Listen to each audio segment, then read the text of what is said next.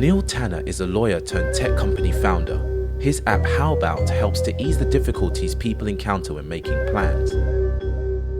This episode, Neil speaks about his journey to founding How About, how they found funding, growing the app, and how to build a healthy work culture. I worked at a big global law firm, right? And I was totally focused on consumer tech and disruptive tech. So I've definitely had that sort of tech link, but yeah, you know, it was all about suit and tie. And you know what I mean? Like on the outside of it, I was this big successful guy, right? My mum and dad could be proud of their son. It was this big corporate lawyer. Well, you did one of the big three. You became a lawyer, but there was the other option of a doctor or engineer. or exactly, that's exactly it. And like, you know, I grew up in in an Indian culture where those three things are the pinnacle of what you could become, right? So, you know, from all sort of walks of life, from all the outside looking in, I had it all from a career perspective. You know, I did it for 3 years, and you know, I although I enjoyed parts of it, you know, I always found myself wanting to be on the client side of the table. I wanted to have that real passion for a product, for a business, and to scale it. You know, I wanted to be the tech guy in the t-shirt, not the lawyer in the suit. Yeah. I've always been an ideas guy. I've always loved the idea of taking something from nothing and executing it to make it something. Yeah. So the idea for How About came in, you know, the summer of 2015. I just graduated from uni, and I realized it was suddenly so much harder to see friends. People's lives suddenly got so much busier. You know, we don't live 5 minutes apart anymore. And the phrase, you know, I'll see you later on today was replaced with I'll see you when I see you, mate, you know.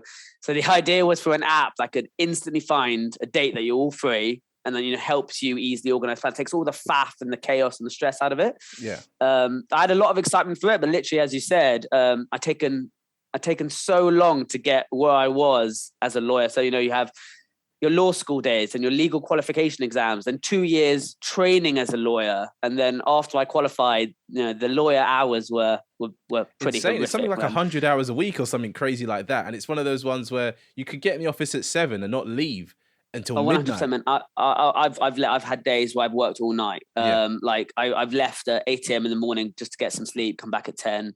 I've worked weekends. It's manic, but you know, that's the life as a big corporate lawyer.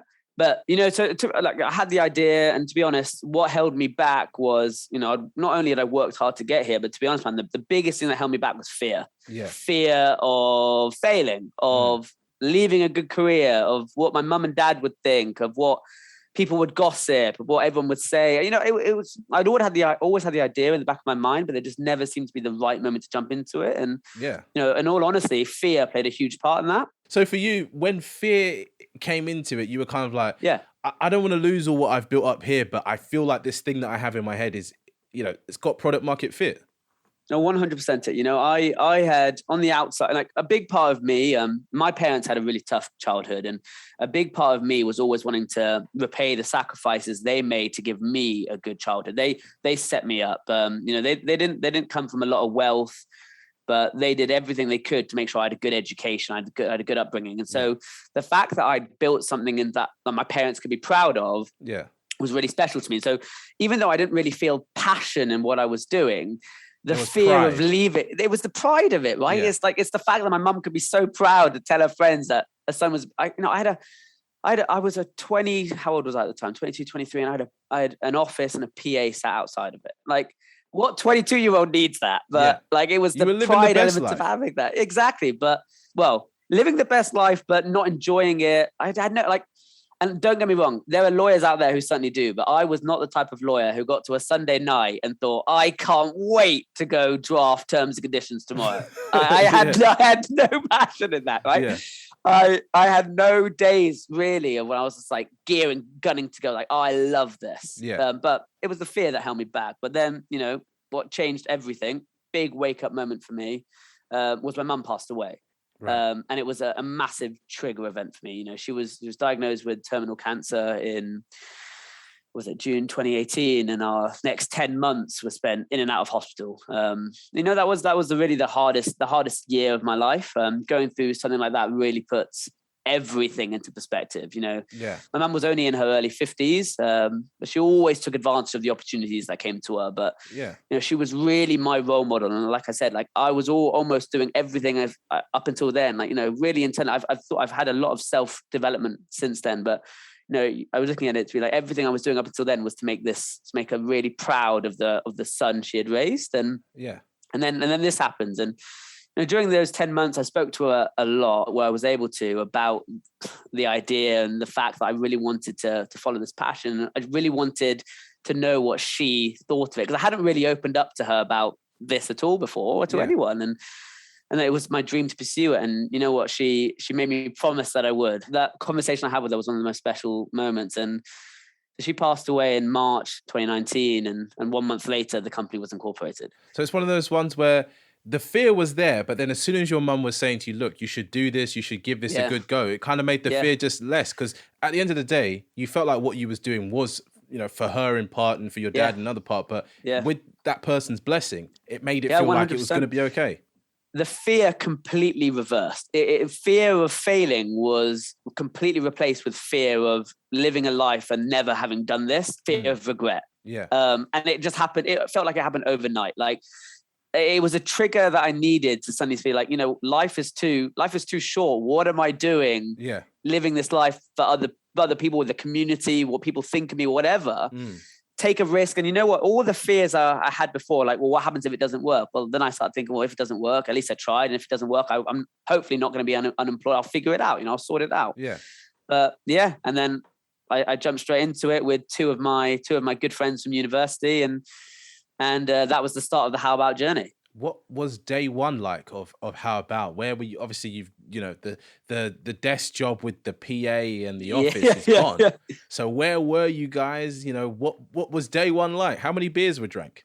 Oh my God, man! Well, to be honest, we went best part of a year without salary. So it was an entirely different world. So when we first launched it, so as I say, I built it with two of my best mates from uni.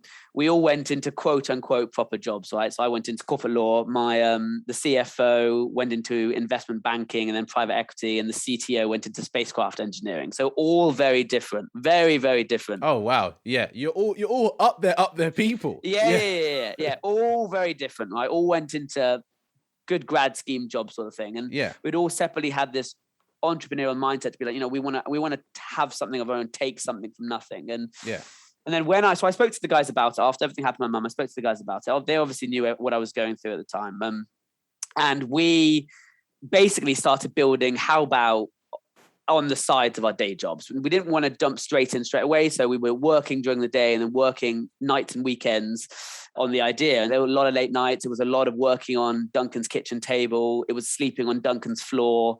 And the reason we went to Duncan's place is because he was a tech guy. He needed his big screen monitor setup, so we would go to his place. And we're a bunch of 22-year-olds. None of us have 4-bedroom houses. We all have like flats, right? So we're sleeping on his floor, and it took nothing but hustle, man. It was hustle that got us through it. For months, friends, family, everyone thought we were crazy, man. Like, what the hell are you guys doing? My family, a lot of my family were probably thinking, your mum's just died, and is this a bit of you in a bit of a shock? What are you doing? Like, are you sure you should be leaving your job right now? But the great thing about the problem we're solving is that everybody has experienced the problem. Everybody knows that organizing plans sucks, right? On group chats especially. So we got a lot of positive feedback for the idea. We built an alpha, which is essentially our version 1. Yeah. Which, looking back on it, was obviously absolutely crap.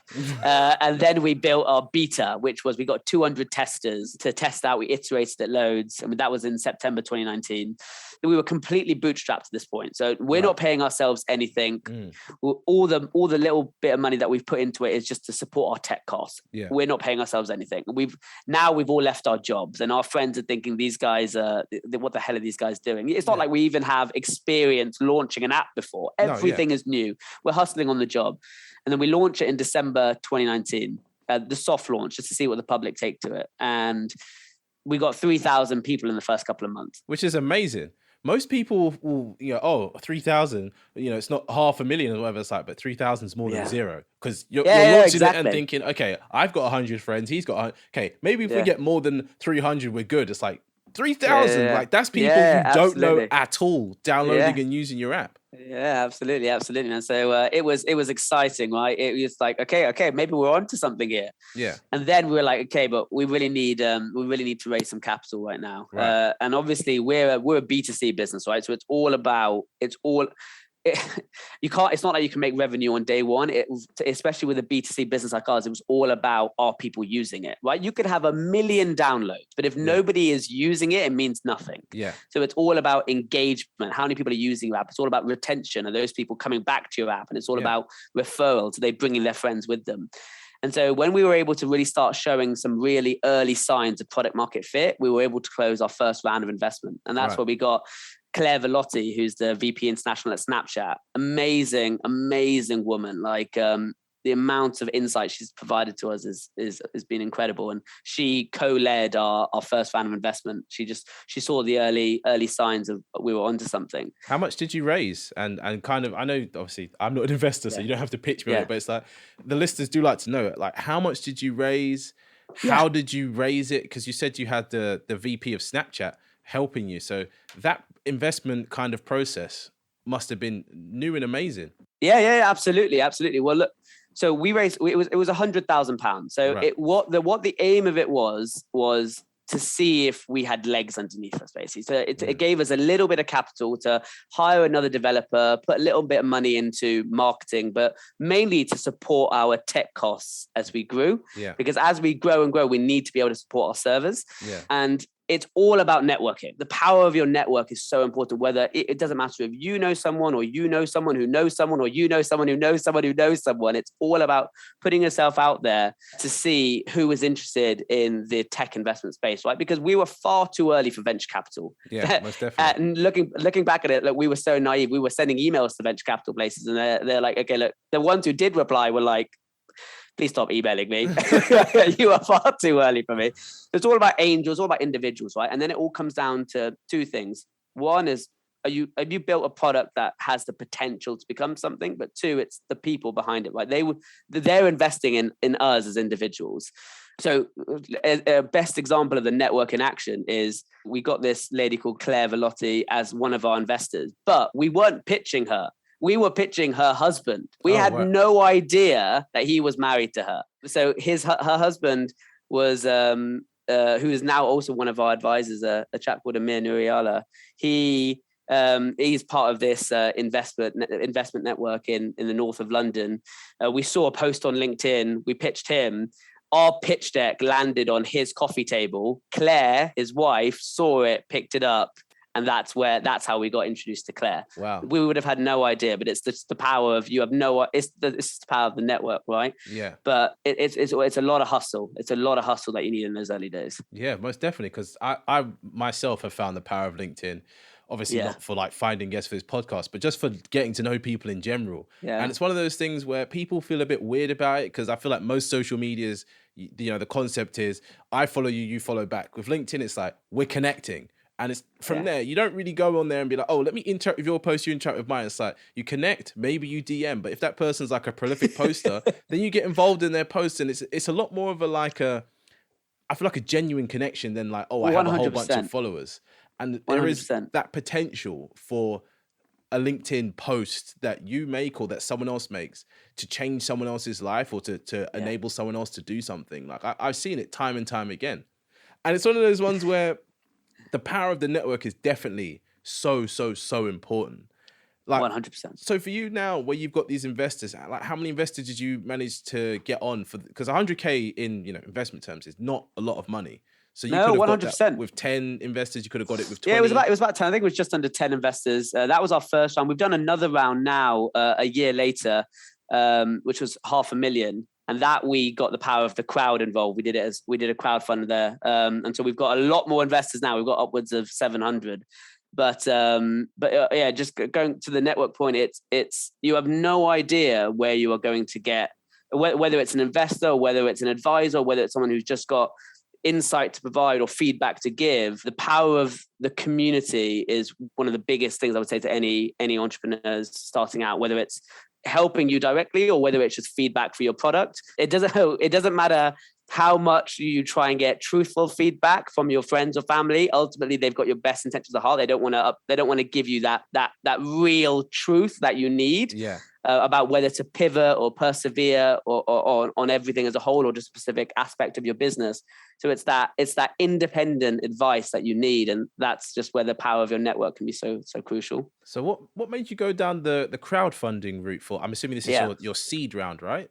Yeah, no. So the names are a really interesting one about what you call the names of your thing. We're still calling it. So we're currently raising our seed. Yeah, we call that almost like a second angel round because it was our pre-existing angels doubling down. It was new angels coming in. But yeah, then we put in this crowd aspect to it. And a big part of it was the ambassador effect of having everyday Joes invest in your business. So obviously, like most of the time, investment in early stage tech companies is only for people who have plenty of capital, right? Like if you're putting in 10 grand into a business, no 22-year-old girl in London has 10, most 22 girls, aside, some may, most 22-year-old girls in London don't have 10 grand to put in. But crowdfunding opened the door to a user in London, a 22-year-old girl who thinks actually this may have some legs. I really like this. I really feel the problem this is solving. I'm going to put in £10. Yeah. And then that girl who's put in £10 now has skin in the game. Yeah. And so it's a great way. So if her friends are trying to organize drinks or a brunch and they're doing the classic thing, going back and forth on WhatsApp saying, can you do next week? Okay, no, what about the week after? This girl can be like, guys, we should use this app called How About, which can instantly find one Wall 3 for us, or it can let us share calendars, or, it makes organizing plans so much easier. And by having, 700 of those users all over the country, it can really then multiply the network effects our app is built on, because the app gets better when your friends are on it, right? So most definitely, if I use it and I really like it, and I can bring on 5 users with me. So a perfect example of that is Italy. We haven't spent a penny in Italy. We don't focus on Italy at all. Yeah. We're not in the Italian language, but we've got 2,000 users in Italy. And that's just started with network effect. One person bringing on 5, et cetera, et cetera. So crowdfunding is a great way to just boost that opportunity. And I think one thing is with the app as well, like you said, is, as much as you want to have more friends on there, it's one of those ones where if somebody uses it with you and go, oh, this is really easy to book drinks with my friends. Now, maybe that person has like a small team of people at work and they go, oh, use this app. It's way better than us sending out that stupid email. Okay, everyone put your calendars in. Okay, everyone's free Wednesday afternoon. Bang. It's in, it's done, and whatever. Yeah, absolutely. It gives people that move to make a decision, because, every group of friends has the organizer. Let's not lie. Yes, absolutely, yeah. And the planner, absolutely. And they're the person that gets stuff done, but then they have all the logistics to worry about and people pulling in and out and whatever. But with this, I feel like it minimizes that and makes people feel 100%. kind of more involved in the plans, rather than having to look and go, oh, can't do that date, can do that date. You just go, this is the date. Yeah. That's it. No, 100%. The reality of it is that our friendships would thrive more, and we would have a deeper connection with our friends if we saw them more and connected with them more. And the biggest thing that stops that is the faff of planning. I would have so many more planned if I thought, oh, I would love to meet up with my friend Harry if I knew I didn't have the constant back and forth of just trying to figure out when we're both free. But in the B2B world, or at work or in companies, I know it's so easy to organize a meeting with my boss because I can put a meeting straight into his calendar, or we can use tools like Calendly to find when we're all free. But nothing like that exists in the social space, right? We're just left to chat apps to go back and forth, and it's all manual and chaos. But as you say, how about we're not focused on trying to help you build new friendships or spend ages on our app. So we're very different to your traditional social media, Instagram, Facebook, where it's all about have more friends, the better, or more people that follow you, the better, or how many likes you get on your content and how long you spend on the app. On the flip side, we want you on How About and off of it as quickly as possible. So you can go from planning to plan made really, really quickly. And it doesn't matter if you have 5 friends on the app or 50. It's all about helping those existing relationships you have to thrive more. And you do that by connecting more, whether it's over a beer, whether it's at dinner, whether it's literally just a catch-up call. It doesn't matter what the type of plan is, they're always faff to set up. We're trying to remove all of that so that you can really focus on it, really deepening your relationships. So now you're just over 2 years into How About? So since we hard launched it to the public last August, so we're a year old now. Okay. We're a year old. Well, happy birthday. Yeah, thank you very much. Thank you. So corporate life versus startup life. Now, bearing in mind, I've had the same thing. I had a very boring job in finance and accounts and a thing. Personally, I found startup life to be 1, way more fulfilling, but 2, somehow way more draining. And 3, I'm doing way more work for less money. The hours are no better. I can tell you that. My hours are probably, no, not even probably, my hours are worse now than they were as a lawyer. And the money is nowhere near what it was. There's no promise of it either. But there's no promise of it. You're happier, surely. The passion, honestly. So the stress can feel worse at points because it's your stress, it's your baby, right? So when things are, and because of that, you always feel on. It's hard to switch off.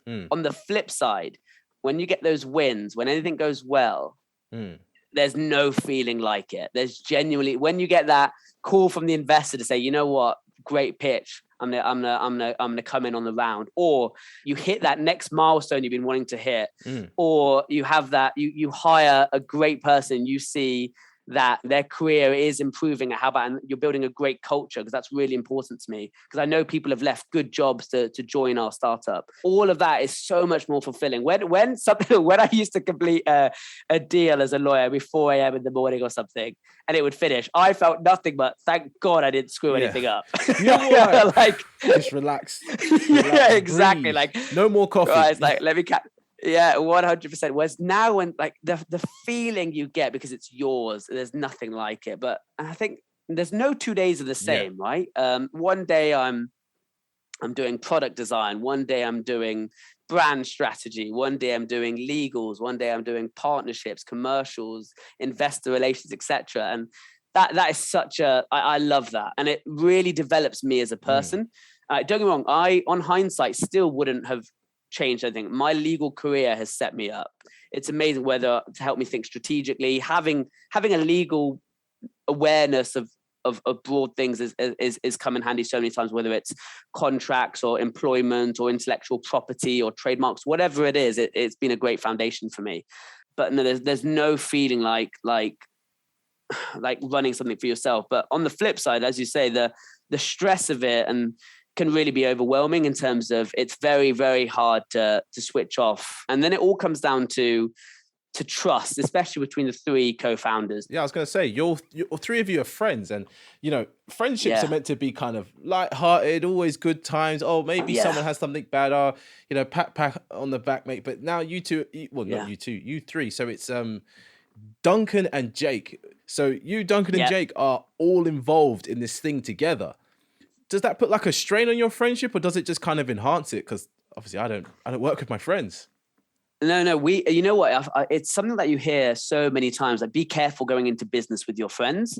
And I think the best thing is we never lived together at university. So it's not like we were always in each other's pockets. We were in the same friendship group, but the thing that works so well for us is that we have such different backgrounds. So no 2 of us are in the same area. So there's one developer, there's one person in operations and finance, and there's one person in vision, strategy, and marketing. Yeah. And those were our separate remits to start this off. And as long as you have trust, that you can always support each other, but you're not like butting heads all the time. Yeah, you're not butting heads in the same areas, right? It's all built on trust in your specific departments, but then you're supporting each other together in the one product vision. It's worked fantastically. And I think the reason it works so well, and it doesn't matter about backgrounds, but I think what every group of co-founders needs is you need to match hustle, heart, and hard work. Right. Those three things that it's a big part of the How About ethos for all of our team members. I'm going to steal that one. Hustle, heart, and hard work. That's my new thing. Hustle, heart, it's going hard on work. my website now. Yeah, absolutely. Put it on.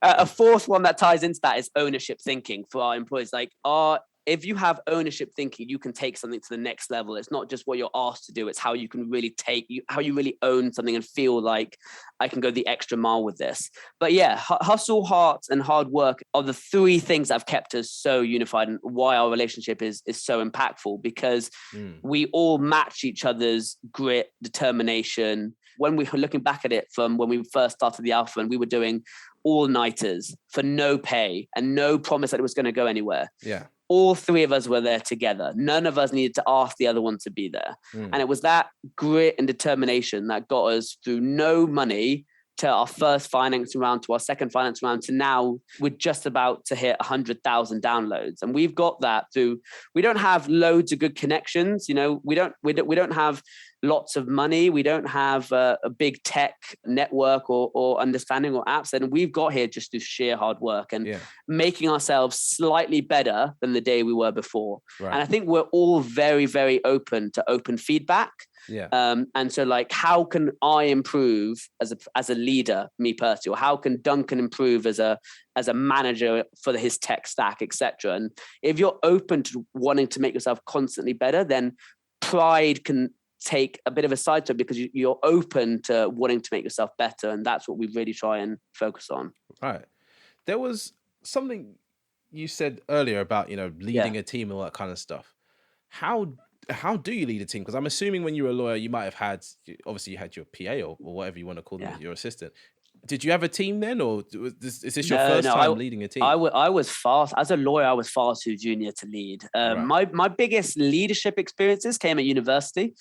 So I was president of the Law Society. It was 950 members, 50 grand's worth of money coming in from sponsorships or subscriptions, etc. And it was a team of 15, and that was probably the biggest leadership experience I had before this, in terms of really enjoying and learning the type of leader I wanted to be. So I like to be the type of leader who is at the front leading the way, inspiring, and not at the back pushing and telling you what to do. Right. Yeah. So culture is a big part for me. Like, I want you to enjoy what you do. And if you enjoy what you do, plus you feel that you have a level of ownership in what you're doing, then you can help level up what you're doing without me having to even guide that. So all of our employees have share options. Everybody owns part of How About, because if they own part of How About, they have the upside win, as well as obviously the salary we provide. So it's not just a day-to-day job. It's, God, how can I level up what I'm doing today, whether I'm in marketing, tech, ops, whatever. Because this is now part of you. Exactly. So from the culture side, something I've implemented, and it was actually, it was not my idea. It was something I heard from a good friend of mine called Bikram. He said that something that should be really, really enshrined in startup life is DWE, days waking up excited. Okay. Because when I was at a lawyer, I did not have good DWE. Most of the time I had bad DWE. I did not wake up thinking I am ready to go smash this day. You try to stay in bed a bit longer, if anything. Exactly. You know, what I say to my team now is, I want you to have 4 out of 5 good DWE. Yeah. 5 out of 5 is difficult, because we all have the occasional stressful day at work or something going on in our personal lives that makes your DWE not good from an outside perspective. But as soon as you go below 4 out of 5 DWE, I want you to come to me straight away. And we can be talking about whether you need more support, or whether there's a relationship that's difficult at work right now, or what we can be doing differently, or if you're not enjoying what you're currently working on. Because all of these guys gave up these guys could earn more money elsewhere, no doubt, bigger companies, big established companies, whether you're a developer, marketing, or whatever. But everyone has left their job because they believe in the product and they believe in the founders. And you want to repay that by giving them great career development opportunities, so they work on the things they want to work on, good prospects of like development, from whether it's from a salary perspective or whatever, and just a great place to work. And so we really try and make everyone feel like owners in the company, not just workers there. Yeah. So I guess leading on from the talk about having ownership in the company, all that kind of stuff. I'm sure a lot of the viewers, American, wherever you are, there's some type of show like Dragon's Den or Shark's Tank and all that kind of stuff in your country. So for How About, I guess we're at the point now where it started out with you three. I'm assuming all the shares went three ways, so 33, 33, 33. Then you had your investment round. So how much kind of equity did you lose each time? Because this is something that interests me. And also company valuation, please, because we like those things here. We like to know these things. On our last round, the crowdfund, and that was with the Angels, we were valued at 3.85 mil pre-money.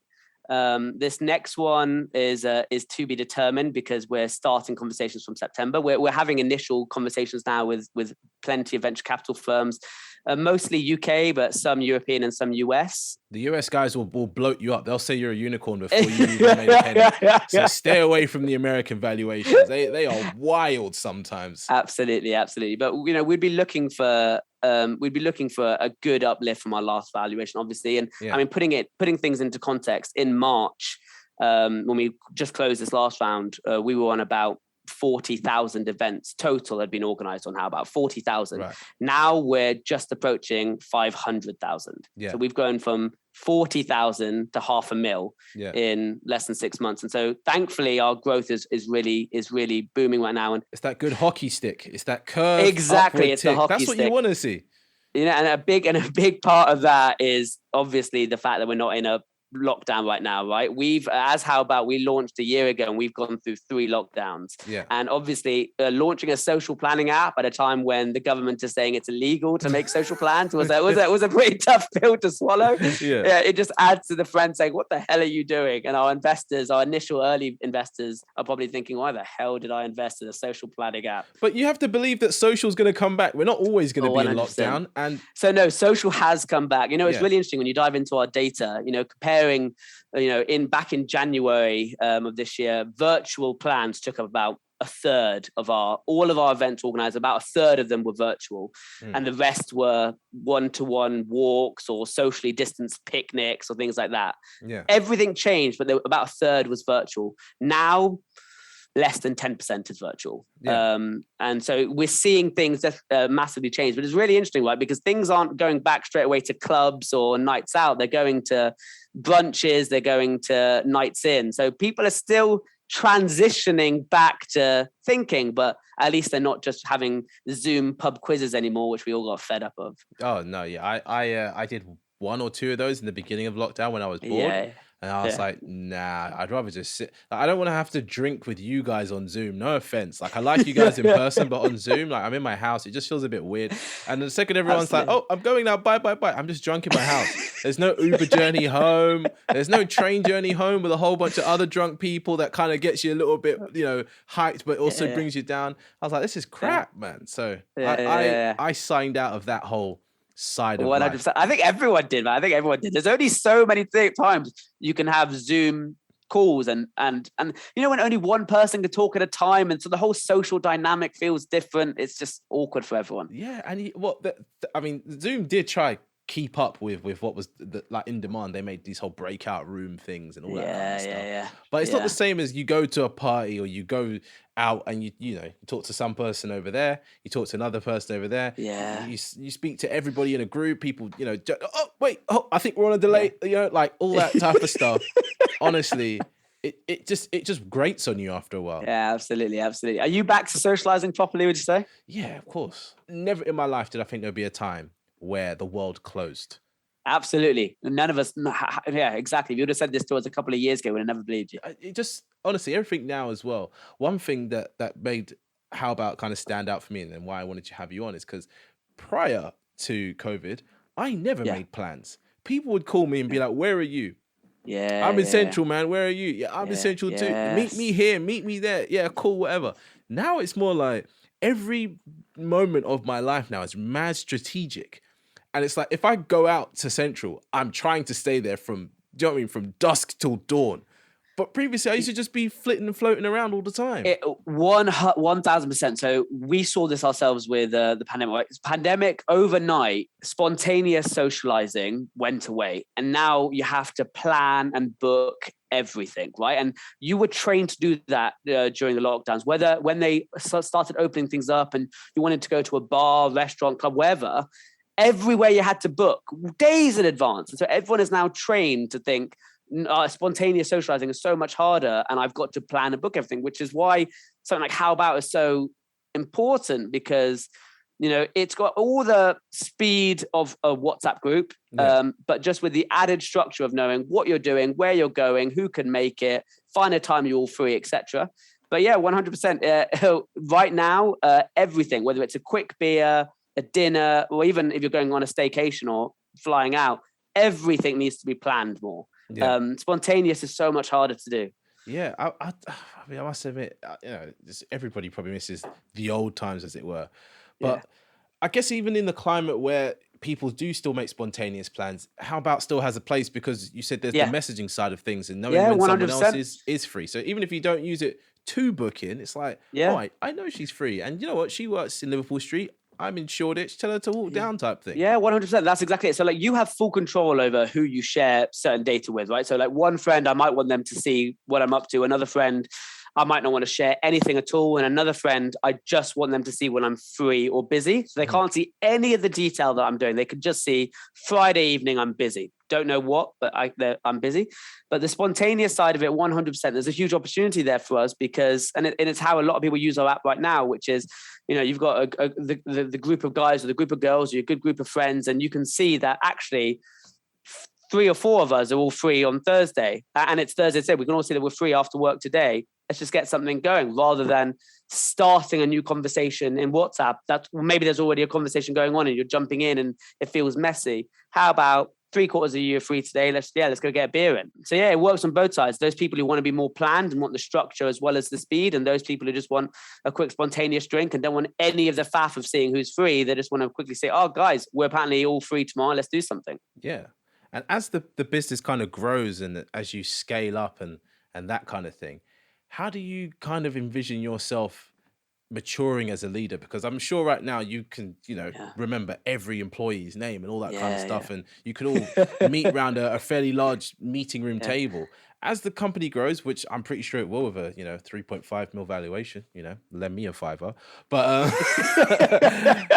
how do you see yourself progressing as a leader? Because that's essentially what you are now. You went from lawyer to leader. That's probably going to be the catchy title of this podcast. So it's really important to me that everyone feels, and I've said it before, but everyone feels ownership of what they're doing. And so I don't want to micromanage. Right. And that all comes down to trust, right? So that you can trust that person is able to lead their department or their team with that. And I don't want to ever be a bottleneck for that. Yeah. And then that comes into a lot of thinking of the challenges of groupthink, right? So right now we went from 3 people to then 4 people, and now we're 6 people, and we want to be hiring another 6 before the end of the year. And the difficulties with when we started this 3 is we were all on everything. Yeah. And then when we get to a team of 10 plus, you cannot all be on everything. It's so inefficient. You need trust. And Jeff Bezos has a brilliant quote, and he says, if a team cannot be fed with 2 pizzas, the team is too large. Yeah. So because we all know it, man. When you're on meetings, you are not making. Yeah. Whether making means coding or designing or strategizing or whatever, if you are at a meeting, you are not making. Yeah. And so the difficulty can be is if you are constantly on meetings, nothing is getting done. Yeah, you're talking strategy, you're talking high level, what needs to get done, but then you're not having any time to go do it. So, a big new thing we're really putting in place now is if you are 10 minutes into a meeting, it's too long. This definitely came from someone as well, and I think this might be Jeff's, but if you're 10 minutes into a meeting, this is from Elon Musk. If you're 10 minutes into a meeting and you are not needed on that meeting, we've got nothing to contribute, or everyone else is handling it fine, excuse yourself. Yeah. Because a lot of times you can be in rooms and you can end up on just impromptu meetings when you can lose an hour and I was not needed there at all, but because of you out of respect, you don't want to interrupt the person speaking, you end up just sat there. When actually we want to be saying it's much better for you, your development and what you've got going on. If you're 10 minutes into a meeting, you don't need to be there to excuse yourself. So a big part of me moving forward is, like you said, I've gone from big person who's getting involved in a lot of the detail of things. And as my role will develop, it'll be a lot more just overarching management, but really giving people the confidence and the ability to just get on with things themselves without feeling like they always have to come back to me. There needs to be that level of trust, and I'll always be there to sort of, assist, support, but I never want people to think that it's a hierarchical structure. As long as you've got trust, I want to be hiring people who are smarter than I am. That's the goal, isn't it? That's the goal. I don't want to be hiring. If I can do a better job than you, why am I hiring you? Yeah. I want it, so our head of marketing, a girl we've hired a couple of months back. Her name's Claudia. She is much smarter than I am in anything to do with design, implementation of social media, all of that stuff. And that is exactly why we hired her. Yeah. Duncan and our new CTOs or Jake as our CFO, these guys are much smarter than me in their fields. Yeah. And that's exactly what we want to keep doing. So as we keep growing and you guys are all smarter than me, I'm not the bottleneck. Yeah. I'm just the person who's overseeing and making sure that departments are talking, people are talking, the culture is good, and I'm our board is happy and investor relations are good, etc. I'm just the person who's trying to keep the cogs turning, overarching, without having to get into the detail of all the different avenues, because I don't want to be that bottleneck. I want you to feel trusted with ownership thinking, hustle and hard work, that you know how to make how about better tomorrow than it was today. I can tell from that certain phrases and the ways you kind of know about these particular stories. You must read a lot of books. Obviously, there's a bookshelf behind you as well. You must read a lot of business books. I read a lot of books. Because I feel like we've had some overlap. Like at the moment, I'm reading How I Built This by Guy Raz, which is an interesting read, but it's not as deep into like culture and all that kind of stuff. But I feel like Netflix has an amazing culture. Pixar does too, and Amazon, I guess corporate side, but like blue collar worker level, not so much. So as you're building this empire, let's call it an empire because, might as well, right? What is bringing you joy out of How About? Like, where does the happiness come from? Because we spoke about how much passion and determination there is. And at its fundamental core, that is joy, no? Yeah, 100%. I love the ones I can answer that in a couple of different ways. What makes me really, really happy is, I'm the type of leader and I actually really enjoy the management side of things. And I definitely personal and professional development is a huge part of me. So I recognize why I need to get better, and a lot of that comes through either experience or through reading, right? So you can gain the experience through reading how others have done it. And so, as you say, I read a lot of books. You can see behind me, I've got a good few still to get through as well. But what gets me really happy is seeing is a couple of things. So from a metrics perspective, you can see something that started as an idea, it was a nugget, it was just an idea I had that's now got 25,000 plans organized every week. And 70% of our growth and climbing every month is organic. So we're not doing anything to get those users. It's users telling their friends who are telling their friends. And that's like, okay, Jesus Christ, and that is really cool when you really think about it. Like I've really had the idea for something that's now been built, that is now spreading by itself, and people want this product. That is very cool. Two is seeing is really seeing that we've built this great culture. So I work with 6 people now, and we're really good friends, and that comes down to wanting to work in an environment where you can be yourself. So our culture saying is work hard, stay humble, be yourself. And that's the exact type of culture we want to build at How About. And I don't know if I can say this on your podcast. We don't want dickheads. You can say what you like. Listen, we don't want dickheads. Dickheads beware. Stay away from How About. Stay away from my company too. Dickheads, go over there and do something else. We don't want dickheads. We want people who can get stuck in, can take we can build into this open feedback culture, and can help us make How About better tomorrow than it is today. And the fact that we're really starting to build this great culture. We had a team offsite day last week that went really, really well, and we're really trying to put into the latest book I read is The Lean Startup. Oh yeah, I read that a few years ago. It's a great book. Yeah, I read it a few years back, and now that we're getting into this stage where we're turning into hustling startup to hopefully early stage of really trying to scale this business. We want to put in the right processes into our business, and that team offsite day was a great way for us to really dive into 2 of the 3 P's that help make us successful. So the 3 P's are product, people, processes. The offsite day was all about people and processes, how we can be putting in the right culture and feedback culture to make ourselves better. And then processes is how we can be doing everything we can on the lean startup, build, measure, learn, so that this company becomes really, really efficient and makes our users happy. And we really understand our data, right? So seeing the company take those next steps is actually something that really, really makes me happy, because it's like most people, in startup, it's very easy to coast, to just say, and to work inefficiently and just be like, yeah, we're building something good, just keep building it. But I think what's a great thing about us is we're constantly looking to get better, and we recognize that there's so many ways we can get better. And it's something that, and then seeing yourself get better, that sort of, brings a lot of joy to me. Here's where to find Neil online. Cool. So How About is available for anyone to download all over the world. We're in over 100 countries on both Apple and Android. Please search How About, HOWBOUT, on app stores to download it for free. And we're always open to feedback. So you can chat to us in the app. Let us know what you think, what you like, what you don't like. Love to hear from you. Socials, we're on Instagram, HowAbout_app. We're on TikTok, LinkedIn. Please get involved with us. That's the main plug to really drive people towards us. But hopefully, even just this podcast, people can hopefully have been like, yeah, you know what? I hate organizing plans, and WhatsApp planning is crap, and I hate the faff of going back and forth. And hopefully that alone is already got some people interested in thinking, okay, you know what? I'm gonna Google How About and let's see what's there. Thank you for listening to People Explained. New episodes come out every Monday. We would appreciate it if you gave us a review on Apple Podcasts and shared this episode with a friend.